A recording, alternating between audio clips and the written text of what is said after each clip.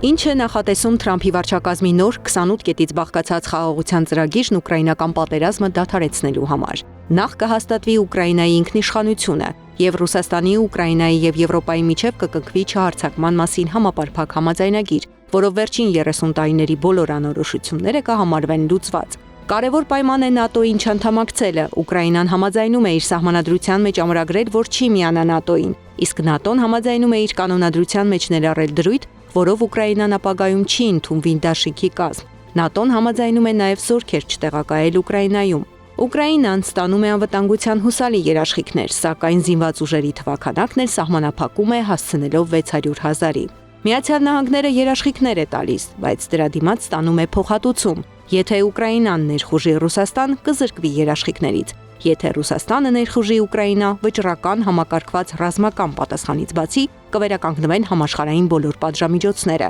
կչեղարկվի նոր տարածքների ճանաչումը։ Թեև ՆԱՏՕ մտնելն արգելվում է, բայց Ուկրաինան իրավասու է անդամակցելու Եվրամիությանը, եւ այս հարցի քննարկման ընթացքում կստանա կարճաժամկետ արտոնյալ մուտք դեպի եվրոպական շուկա։ Ռուսաստանն էլ կվերաինտեգրվի համաշխարհային տնտեսությանը, այդ թվում հնարավորություն կստանա վերամիավորվել մեծ ութնյակի հետ։ Տարածքների մասով Ղրիմը, Լուգանսկը եւ Դոնեցկը կճանաչվեն որպես դեֆակտո ռուսական տարածքներ, այդ թվում Միացյալ Նահանգների կողմից։ Խերսոնն ու Զապորոժիեն կսառեցվեն շփման գծի երկայնքով, ինչը կնշանակի շփման գծի դեֆակտո ճանաչում։ Ռուսաստանը կհրաժարվի 5 շրջաններից դուրս իր վերահսկողության տակ գտնվող այլ տարածքներից։ Ուկրաինական ուժերը դուրս կգան Դոնեցկի մարզի ներկայում իրենց վերահսկողության տակ գտնվող հատվածից։ Այդ գոտին կհամարվի չեզոք ապառազմականացված բուֆերային գոտի։ Կողմերը պարտավորվում են չփոփոխել տարածքների վերաբերյալ պայմանավորվածություններն ուժի կիրառման միջոցով։ Փաթեթը ներառում է նաև Ուկրաինայի վերականգնման գլոբալ միջոցառումներ։ Այդ հարցում կօգտագործվեն ռուսական սառեցված ակտիվները։